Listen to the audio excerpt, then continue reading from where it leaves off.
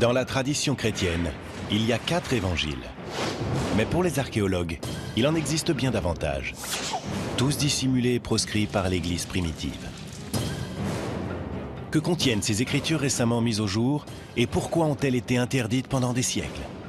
Les technologies de pointe nous dévoileront l'histoire secrète du christianisme, enfouie dans les évangiles perdus.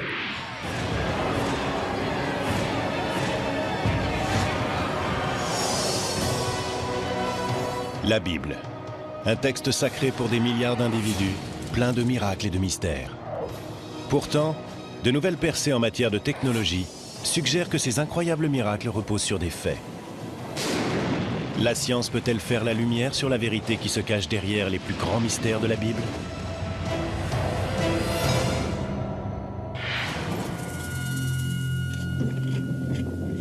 Hiver 1886. Des archéologues français sont à la recherche d'objets dans la partie chrétienne d'un cimetière de Haute-Égypte.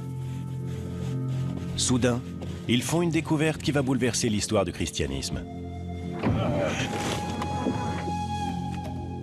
Ils mettent au jour la tombe d'un moine enterré au 8e siècle, depuis longtemps tombé dans l'oubli. Mais la vraie trouvaille, c'est ce que le moine a emporté avec lui dans l'au-delà. Les personnes qui avaient enterré le moine avaient apparemment placé ce petit manuscrit de papyrus dans sa tombe. De cette façon, le moine partait dans l'au-delà accompagné de l'un de ses textes préférés. Ce texte contenait non pas l'évangile de Matthieu, Marc, Luc ou Jean, mais l'évangile de Pierre. Le texte se veut un véritable évangile, autrement dit un récit de première main relatant la vie de Jésus. Pourtant, son auteur prétend être l'apôtre Pierre.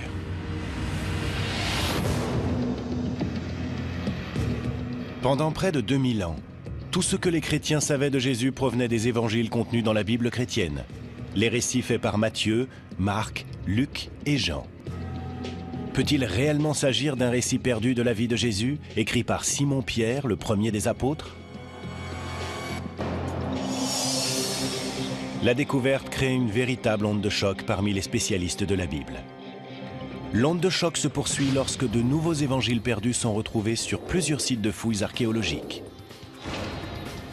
L'évangile de Thomas, l'évangile de Marie-Madeleine et même l'évangile de Judas.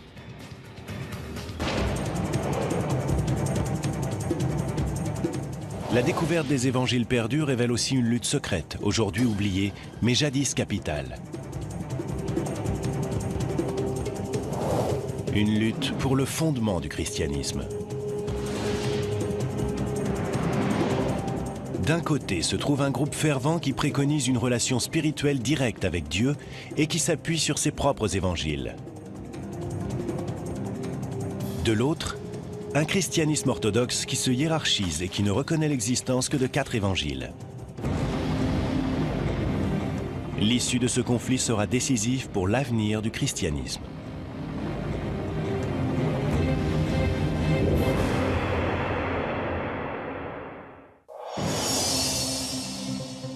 Mais à l'aube du christianisme, il n'existe aucun évangile, ni aucune Bible chrétienne.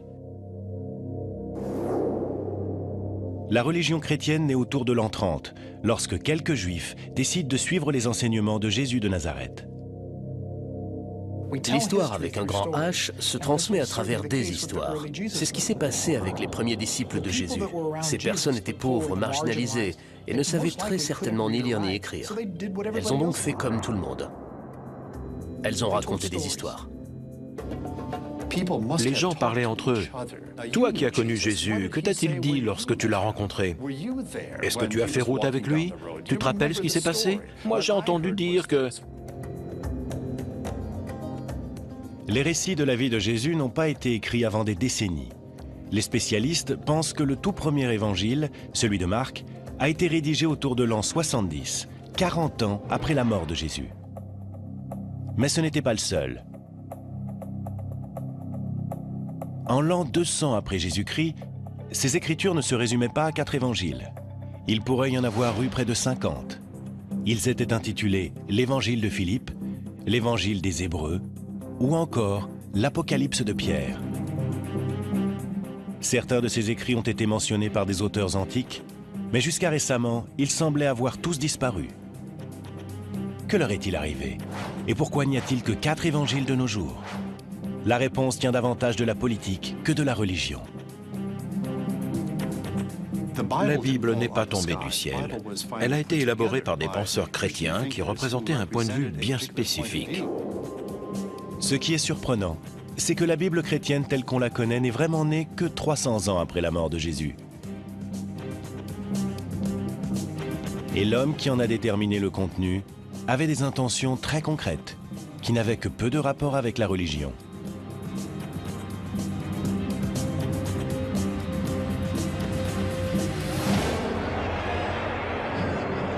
En l'an 312, un empereur romain du nom de Constantin, un païen qui croit en plusieurs dieux, prétend avoir eu une vision de la croix avant une bataille. Après sa victoire, il se convertit au christianisme et en fera même une religion d'État semi-officielle.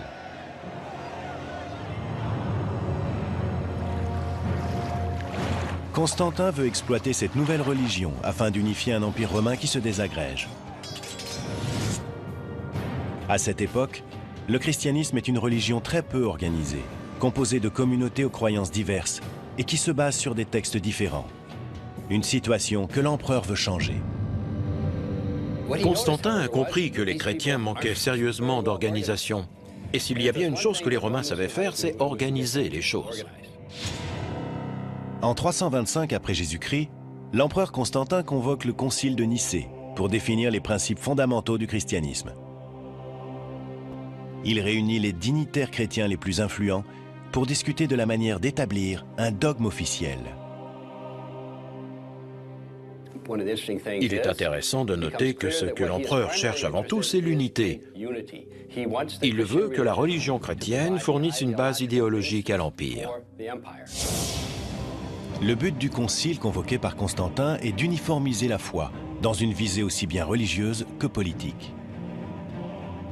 Après des semaines de débats, les différents évêques et prêtres conviennent d'un ensemble de principes destinés à unifier les communautés chrétiennes et à placer fermement la religion sous le contrôle de l'empereur. Il a alors fait usage de son autorité et il a dit à tout le monde, « Voilà, nous y sommes ». Les choses changent radicalement sous Constantin. On assiste à une redéfinition complète de la notion de Dieu. À partir de ce moment-là, Dieu est le protecteur de l'État, et l'État va ensuite utiliser la religion à ses propres fins pour s'unifier, parce que sans unité, il est très difficile de gouverner. Constantin veut aussi faire de l'ordre dans les Écritures et ne conserver que celles qu'il considère comme adaptées à cette nouvelle religion d'État. Si le concile de Nicée ne décide pas officiellement du contenu de la Bible chrétienne, Constantin fait clairement comprendre quels évangiles il juge acceptables. Il ordonne la création de 50 exemplaires d'une Bible chrétienne, qui contient uniquement les évangiles de Matthieu, Marc, Luc et Jean. Que sont devenus les autres évangiles? En l'an 382, un autre concile de l'Église en interdit littéralement la lecture aux chrétiens. Sous le règne de l'empereur chrétien Théodose, tous les autres évangiles sont considérés comme hérétiques. Ils sont interdits ou enterrés, et leurs propriétaires sont arrêtés et parfois exécutés. Il existait de nombreux autres textes auxquels des chrétiens profondément croyants étaient très attachés. Pendant très longtemps, ces gens ont lu ces textes, jusqu'au jour où des évêques leur ont dit « Tu ne liras pas ceci, mais tu liras cela ». Que contenaient ces évangiles perdus? Pourquoi étaient-ils considérés comme dangereux au point de devoir être interdits ou détruits? Pendant près de 2000 ans, personne ne l'a su. Mais en 1886, l'évangile de Pierre surgit des sables du désert égyptien. D'autres découvertes stupéfiantes suivront au cours du XXe siècle. Les évangiles de Thomas, de Marie-Madeleine ou de Judas. Ces évangiles perdus, dits apocryphes, donnent une vision inédite de Jésus. Ils offrent une approche différente de la spiritualité et révèlent l'existence d'une doctrine disparue du christianisme qui a un jour menacé les fondements de la foi chrétienne elle-même.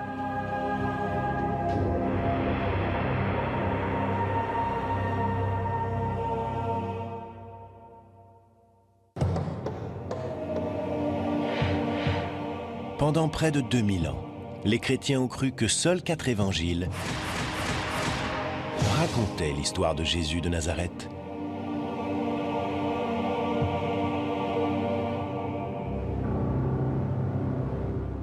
En 1886, l'évangile de Pierre est le premier évangile perdu à être retrouvé depuis des siècles. Cette découverte suggère l'existence d'une histoire secrète des Écritures interdites. En 1945, une découverte remarquable permet d'exhumer un vaste ensemble d'évangiles perdus. Ces textes vont conduire à réécrire toute l'histoire du christianisme.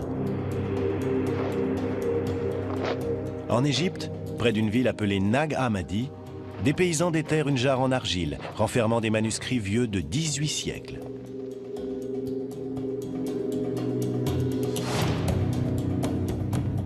La jarre contient 52 textes différents intitulés « Les Actes de Pierre », « L'Apocalypse de Jacques » ou encore « L'Évangile de Thomas ». Ces textes sont de véritables évangiles perdus. Ils ont été mentionnés par certains auteurs de l'Antiquité, mais ont sans doute été mis à l'index quand Constantin a décidé de réglementer la nouvelle religion en l'an 325. Jusqu'à ce jour, ces écritures n'étaient qu'une légende.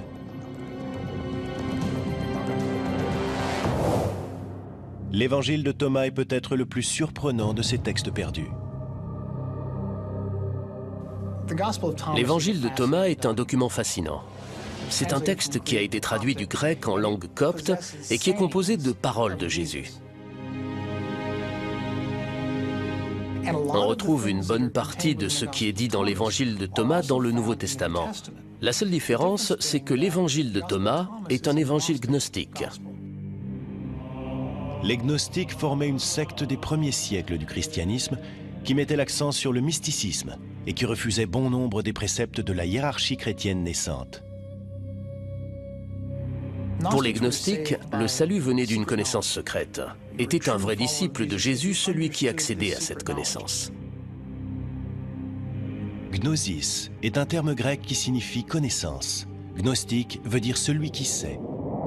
Les gnostiques étaient avant tout des mystiques. Et s'ils pouvaient accéder à cette paix de Dieu, à cette véritable humanité à l'intérieur d'eux-mêmes, ils n'avaient absolument pas besoin de prêtres ni d'évêques. Ils pouvaient très bien s'en passer. Dans l'évangile de Thomas, Jésus semble transmettre un message étrange, un enseignement secret bien différent de celui des évangiles canoniques. Les évangiles traditionnels nous enseignent que Jésus est le seul Fils de Dieu.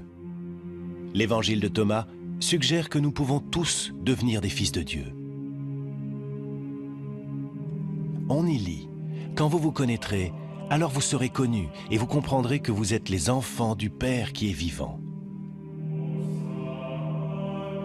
En d'autres termes, si Jésus peut être considéré comme Fils de Dieu, alors nous aussi, nous sommes tous fils et filles de Dieu. Il n'a rien que nous ne puissions pas avoir. Nous pouvons avoir la même relation avec le divin, nous pouvons faire un avec Dieu. L'évangile de Thomas préconise une relation personnelle avec Dieu, sans passer par des églises organisées, des prêtres et des évêques. De nombreux prêtres et évêques s'offusquaient de ces gnostiques qui faisaient les choses à leur manière, qui entretenaient un lien direct avec Dieu. Tout ça passait très mal auprès des autorités de l'Église.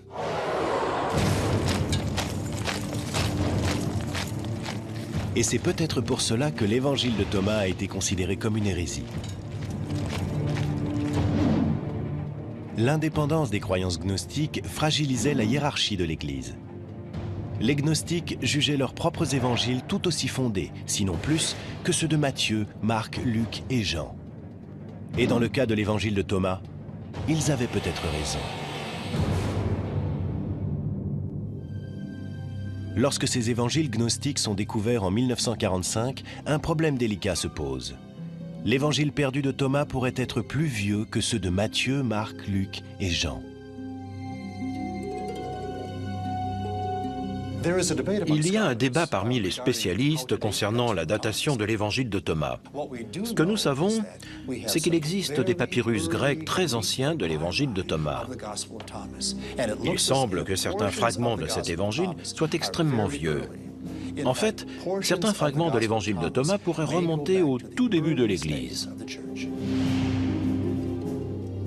La plupart des spécialistes pensent que les 4 évangiles traditionnels ont été écrits dans la génération qui a suivi la mort de Jésus, 40 à 60 ans après les événements. Mais l'évangile de Thomas pourrait être plus ancien, compte tenu de sa forme plus simple. La différence entre l'évangile de Thomas et ceux du Nouveau Testament, c'est que l'évangile de Thomas ne contient que des paroles de Jésus. Il ne contient aucun miracle ni aucune histoire de la vie de Jésus. Le fait que cet évangile ne soit qu'un recueil des paroles de Jésus pourrait indiquer qu'il est plus ancien et que les éléments narratifs contenus dans les autres évangiles ont été écrits plus tard. Si l'évangile de Thomas est vraiment plus ancien que les 4 évangiles canoniques, cela signifie-t-il qu'il est plus fidèle au message de Jésus? Et si c'est le cas, cela veut-il dire que la Bible chrétienne est incomplète? Pour tenter de le savoir, il s'agit de déterminer la date exacte à laquelle l'Évangile a été rédigé. À l'Institut conservatoire des musées de la Smithsonian Institution, une équipe de spécialistes et de scientifiques est chargée de découvrir les secrets que renferment les documents anciens.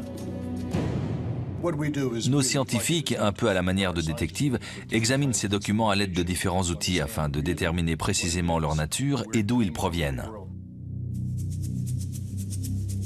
Les scientifiques cherchent des indices qui permettraient de dater l'Évangile jusque dans le papier et l'encre utilisée.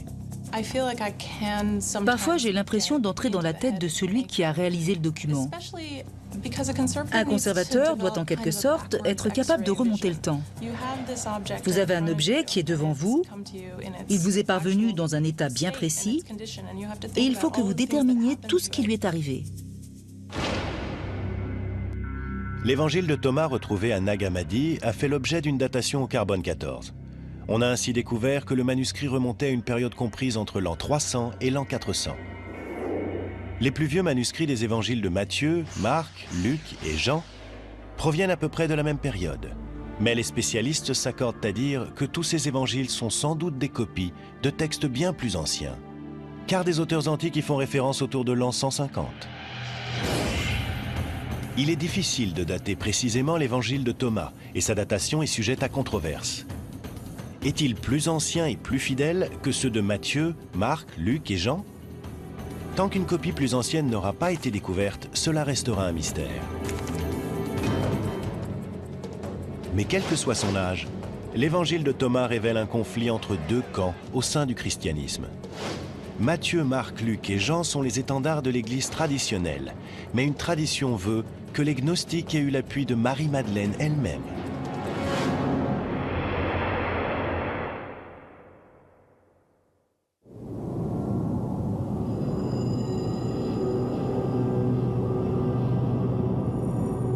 Pendant des siècles, les chrétiens ont cru que seuls 4 évangiles rapportaient la vie et le message de Jésus de Nazareth. Mais cette croyance est balayée à la fin du XIXe siècle, avec la découverte des premiers évangiles perdus.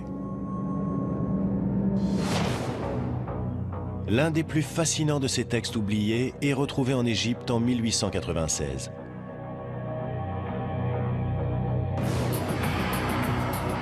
Et l'auteur de cet évangile a de quoi surprendre. Cet évangile a été écrit au nom d'une femme. Et pas n'importe quelle femme, mais Marie-Madeleine. On ne parle pas de la Marie-Madeleine qui a joué un rôle dans la Bible, de la prostituée repentante. Il s'agit de Marie-Madeleine, la disciple bien-aimée, celle qui a fait partie des proches de Jésus. Seuls quelques fragments subsistent, mais ils mettent en évidence l'importance qu'a eue Marie. Si l'évangile de Marie est authentique, cela signifie que les femmes ont un jour joué un rôle de première importance dans l'Église chrétienne. Cela veut dire que Marie-Madeleine n'était pas une ancienne prostituée, mais qu'elle était à la tête des apôtres. Et dans une religion dominée depuis des siècles par les hommes, cela signifie que l'évangile le plus important est attribué à une femme. L'évangile de Marie rapporte en détail les enseignements que Jésus transmet secrètement à Marie. Des enseignements qui portent sur la vie, la mort et le paradis. Dans cet évangile, Jésus révèle à Marie certaines choses au sujet de la vie après la mort en des termes profondément gnostiques. Dans les 4 évangiles traditionnels, la vie après la mort est décrite comme un paradis de béatitude. Mais dans l'évangile de Marie, la vie dans l'au-delà implique un étrange voyage de l'âme après la mort, au cours duquel le défunt rencontre des créatures angéliques et démoniaques pendant l'ascension de l'âme vers le ciel. Jésus ne révèle ce secret qu'à Marie.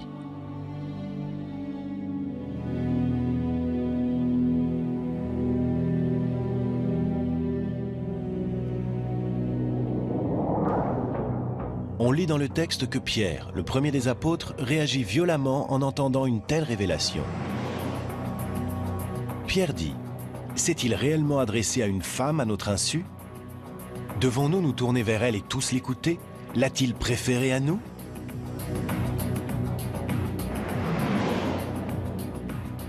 Les apôtres ne tiennent pas compte des réserves de Pierre et soutiennent Marie en disant, « Si le Sauveur l'a rendue digne, qui es-tu pour la rejeter ?»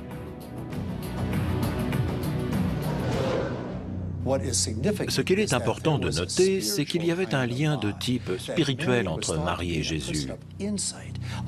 Marie était considérée comme une personne perspicace, influente, quelqu'un qui savait motiver les autres. C'était là son véritable don. Elle comprenait l'esprit de Jésus et elle a su communiquer cela. Cet évangile nous donne un point de vue très différent du message de Jésus et il présente Marie-Madeleine comme celle qui comprend ce point de vue bien mieux que tous les autres disciples.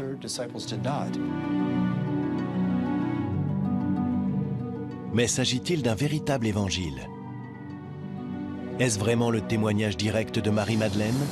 Si c'est le cas, cela pourrait bouleverser l'histoire du christianisme et apporter une vision radicalement différente du rôle des femmes dans l'Église chrétienne.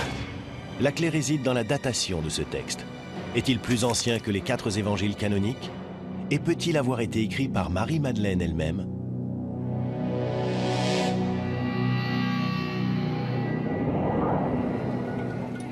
L'évangile de Marie a été découvert en 1896 à Akhmim, en Égypte. Une datation au carbone 14 nous apprend que le texte a été copié au 5e siècle. Mais au fil des années, des fragments de l'évangile de Marie ont été exhumés dans d'autres régions d'Égypte, et ils sont bien plus anciens. De nouvelles avancées technologiques peuvent permettre d'affiner la datation des plus petits fragments d'un texte ancien. En se servant d'un microscope 3D, les scientifiques peuvent examiner les fragments dans les moindres détails afin de déceler des indices permettant de les dater. À ce niveau de détail, un morceau de papyrus moderne ne ressemble en rien à un manuscrit ancien. Si ce papyrus avait 2000 ans, la surface ne serait pas aussi brillante.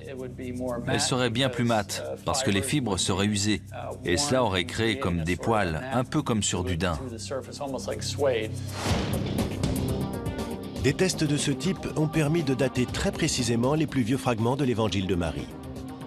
Ces fragments ont été rédigés autour de l'an 200. La langue et le vocabulaire employés suggèrent aussi que cet évangile a été écrit au IIe siècle et non du temps de Jésus. Il est donc très peu probable que Marie-Madeleine ait écrit l'évangile qui porte son nom. La plupart des spécialistes pensent qu'on doit sa création à un chrétien gnostique du IIe siècle qui voulait invoquer l'autorité d'une femme apôtre. On ignore qui a rédigé ce manuscrit, mais beaucoup pensent percevoir dans ce texte la voix et le point de vue d'une femme. Il est possible qu'enfin, on nous donne à entendre une voix qui est étouffée dans les autres évangiles. Le plus important peut-être, c'est que l'évangile de Marie révèle l'existence d'un conflit au sein de l'Église primitive au sujet du rôle des femmes. L'autorité exercée par les femmes dans les premiers siècles de l'histoire chrétienne est un thème passionnant à étudier, et l'évangile de Marie témoigne de cette autorité. Le fait que Marie exerce une autorité tout en étant une femme est un concept révolutionnaire dans l'Église primitive. L'existence d'un évangile de Marie indique qu'il y avait des groupes tels que les gnostiques qui étaient bien plus ouverts à l'idée d'intégrer les femmes dans leur communauté pour qu'elles en deviennent des membres à part entière. Certains membres de l'Église orthodoxe qui émergeaient à cette époque s'en plaignaient. Ils se disaient « Quoi? Il y a des femmes qui administrent les sacrements? Il y a des femmes ordonnées parmi les gnostiques? Quelle honte !» Les gnostiques, eux, ne voyaient aucune honte à cela. Le fait qu'il existe un évangile de Marie est parfaitement en accord avec leur doctrine.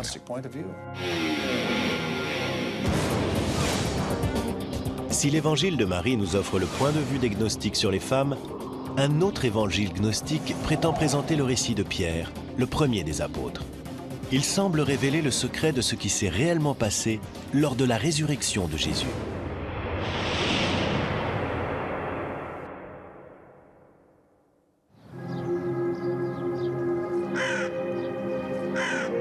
En 1886, lors de fouilles en Égypte, des archéologues français exhument une ancienne tombe chrétienne qui recèle un trésor extraordinaire. Entre les mains d'un moine du 8e siècle se trouve un manuscrit intitulé « L'Évangile de Pierre ». C'est l'un des tout premiers évangiles perdus à être découvert. S'agit-il vraiment d'un récit perdu de la vie de Jésus, écrit par Simon-Pierre, le premier des apôtres? Si tel est le cas, cela changerait l'histoire du christianisme, car l'Évangile de Pierre nous livre une version bien différente de la vie de Jésus. Ce texte est très précieux et très intéressant. Il contient une histoire ancienne, mais une histoire complètement différente. Dans l'Évangile de Pierre, les Romains sont étonnamment sympathiques. On y lit que Jésus n'a pas souffert sur la croix. Mais ce qu'il y a de plus frappant, c'est que l'Évangile de Pierre est présenté comme un témoignage direct de la résurrection elle-même. C'est le seul évangile que l'on connaisse qui tente de raconter ce qui s'est passé pendant la résurrection. Tous les évangiles de la Bible évoquent ce qui s'est passé après la résurrection, à partir de la découverte du tombeau vide. Mais ils ne nous parlent pas du moment de la résurrection elle-même. La description commence le 3e matin qui suit la mort de Jésus, alors que des soldats romains gardent le tombeau du Messie.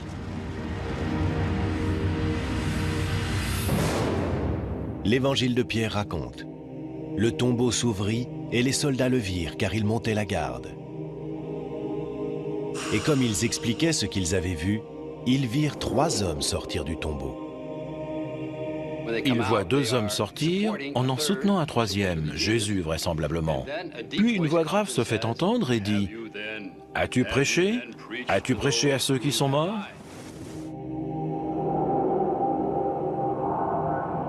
La résurrection prend fin lorsque Jésus et les 2 hommes s'élèvent vers le ciel, tandis que les témoins regardent abasourdis.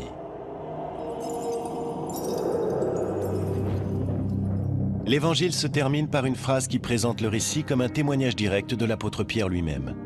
Ce texte peut-il être réellement l'œuvre du premier des apôtres, le premier pape? A-t-il été rédigé à la même époque ou plus tôt que les 4 évangiles traditionnels?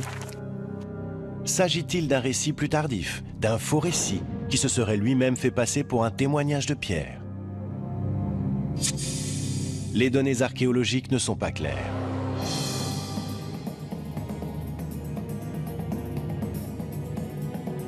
Le manuscrit découvert en 1886 a été daté du 8e siècle, soit 7 siècles après la mort de Jésus et de l'apôtre Pierre. Des fragments ont été retrouvés sur d'autres sites. Ils remontent environ à l'an 500 et ne peuvent donc pas avoir été écrits directement par l'apôtre. Mais l'Évangile a été mentionné par les premiers auteurs chrétiens. Un évêque dans l'actuelle Turquie a cité nommément ce texte autour de l'an 190. On peut donc faire remonter cet évangile jusqu'au 2e siècle, mais pas davantage. Selon toute vraisemblance, le texte a été composé au début du 2e siècle. On pense qu'il date du début du 2e siècle parce qu'il contient des éléments des 4 évangiles canoniques.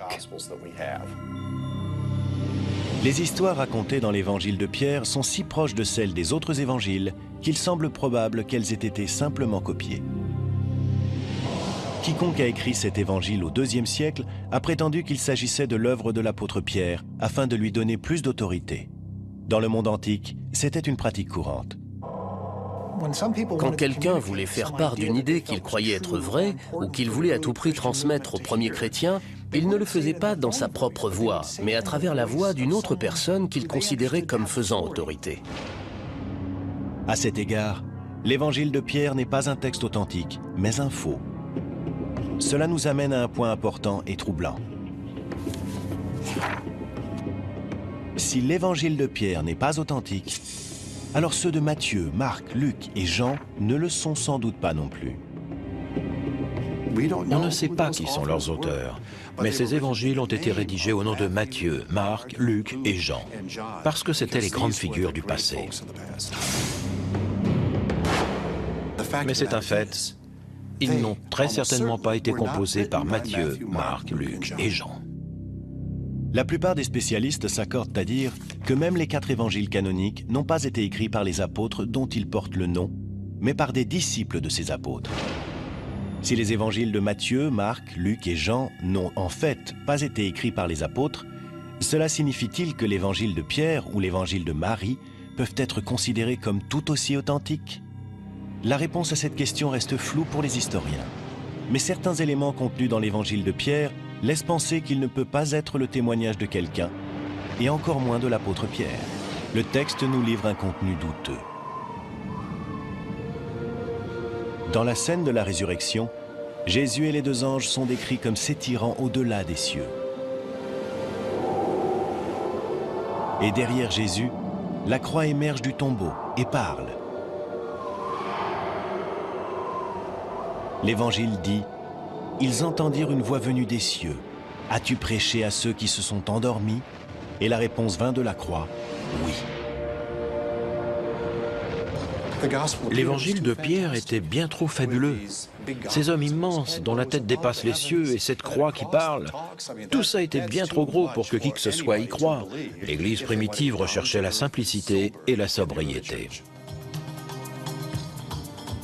C'est peut-être l'une des raisons pour lesquelles l'évangile de Pierre n'est pas reconnu comme tel lors du concile de Nicée convoqué par Constantin. Pourtant, des groupes de chrétiens fervents continuent d'y voir un texte sacré, au point de le placer dans la tombe d'un moine autour de l'an 700. J'aime à penser qu'il y a eu un moine qui s'est accroché à ce texte non seulement sur terre, mais aussi dans l'au-delà.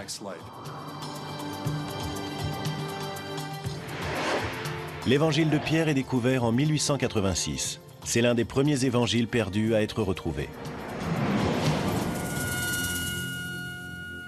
La plus récente découverte d'évangiles apocryphes ne date que de 2006. Un texte qui provoque immédiatement la controverse, car il aurait été écrit par celui qui a trahi Jésus, Judas.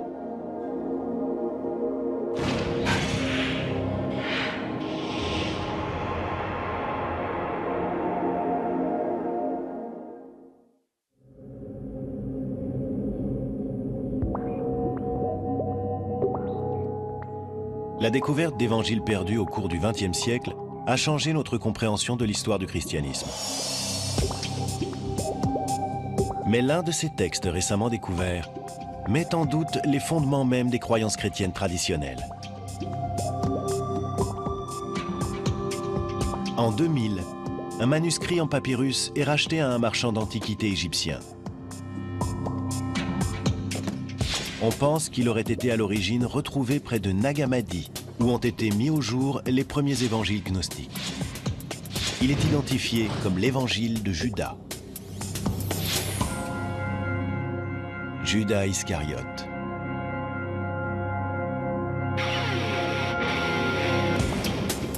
Quand l'Évangile a été publié, on a lu partout que Judas était en fait un héros. Il n'était plus celui qui avait trahi Jésus, comme on le décrivait dans les évangiles bibliques, mais celui qui était loué dans les cieux parce qu'il avait simplement accompli la volonté de Dieu. Dans le récit qui est traditionnellement fait de la crucifixion, Judas livre Jésus aux Romains. Dès lors, il est considéré comme un traître. Mais dans l'évangile de Judas, la trahison devient une histoire de sacrifice personnel. Dans ce texte, Jésus voit en lui le plus sage des apôtres. Tout tourne autour de la relation entre Jésus et Judas. Judas est vu comme un disciple très particulier. Il est celui qui reçoit l'enseignement, il est celui qui semble comprendre le mieux qui est véritablement Jésus. Jésus dit à Judas qu'il ne sacrifiera que son enveloppe charnelle aux Romains. Lui-même échappera à la crucifixion et retournera au royaume spirituel. Cela indique clairement que l'évangile de Judas est d'origine gnostique. Pour les gnostiques, Jésus n'était pas vraiment humain. Il avait simplement une apparence humaine. C'était un esprit, si on veut. L'idée fondamentale du gnosticisme, c'était de se débarrasser de cette enveloppe, de ce vêtement, de cet élément humain de façon à pouvoir retourner à cette forme pure d'esprit. L'évangile de Judas opère un remarquable renversement par rapport aux évangiles chrétiens canoniques et déclenche immédiatement la controverse dès sa publication en 2006.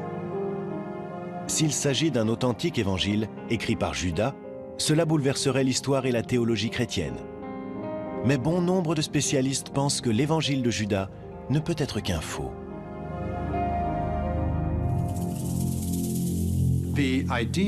L'idée qu'il puisse exister un évangile de Judas Iscariote a quelque chose de tellement provocateur que beaucoup de gens se sont posé des questions. Est-ce que ce texte pourrait être un faux? Théoriquement, quelqu'un qui aurait un sens de l'humour diabolique ou qui voudrait jouer un tour au monde entier pourrait très bien prendre un papyrus ancien, composer un texte et piéger tout le monde. Pendant des semaines, l'évangile de Judas a été soumis à un examen minutieux. Malgré sa source inhabituelle, les experts en ont conclu que le document était bien authentique, mais qu'il n'était sans doute pas aussi vieux que les évangiles traditionnels.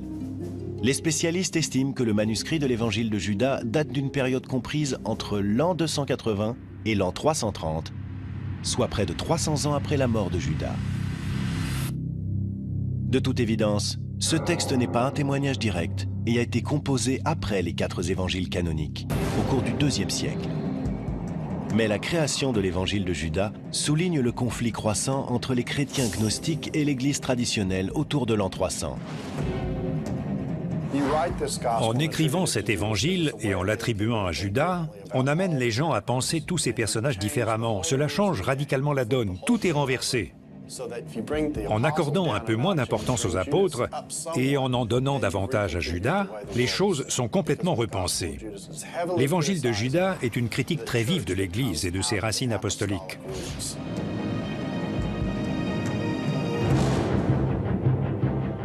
En utilisant la voix de Judas, l'auteur gnostique anonyme veut frapper les croyances chrétiennes orthodoxes en plein cœur. Alors que les chrétiens gnostiques multiplient les provocations, les autorités de l'Église orthodoxe commencent à organiser leur riposte.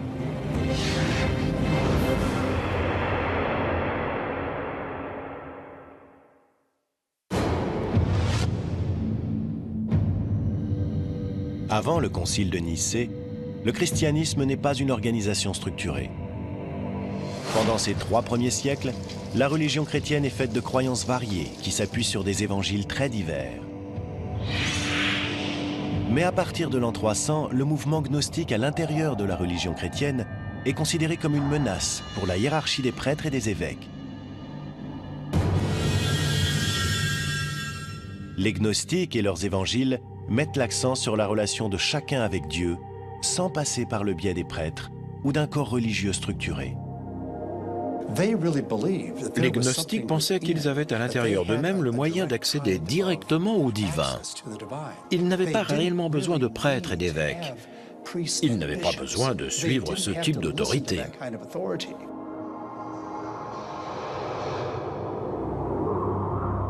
Mais c'est peut-être cette importance accordée par les gnostiques au mysticisme et à la révélation personnelle qui va les conduire à leur perte. Au lieu de bâtir une communauté et de gagner des adeptes, le cercle fermé des gnostiques commence à perdre de son influence politique. Pendant ce temps, la hiérarchie chrétienne qui se met en place attire l'attention des dirigeants romains.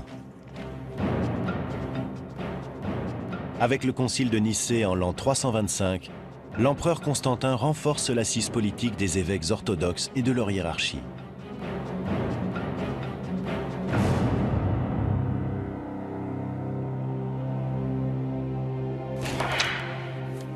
Les 4 évangiles de Matthieu, Marc, Luc et Jean sont retenus.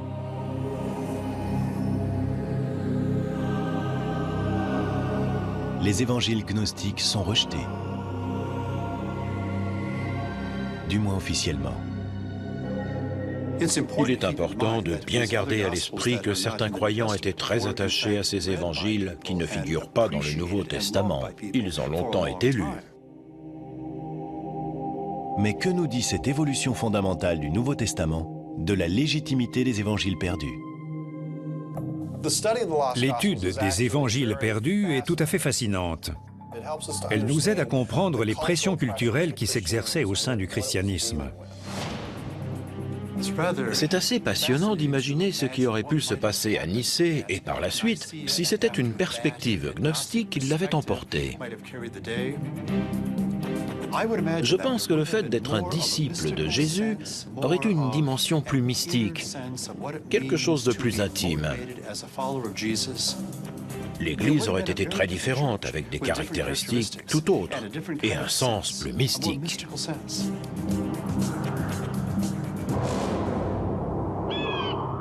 Mais les gnostiques ne l'ont pas emporté lors du concile de Nicée. Et quelque part, dans un monastère du désert égyptien, un groupe de moines gnostiques s'est sans doute inquiété du sort de ces évangiles qu'ils aimaient tant. Ils ont dû être profondément attachés à ces textes, jusqu'à ce jour fatidique. Ce jour où l'évêque Athanase d'Alexandrie a annoncé à tous les moines qu'il était temps de se débarrasser des livres hérétiques et de lire les livres de la Bible. Peut-être que les moines ont réuni ces précieux textes de la bibliothèque de Nag Hammadi et que, le cœur lourd, ils n'ont pas pu se résoudre à les détruire. Alors ils les ont cachés dans une jarre pour qu'ils durent pour toujours jusqu'à ce que nous les retrouvions à notre époque et que nous les lisions à nouveau.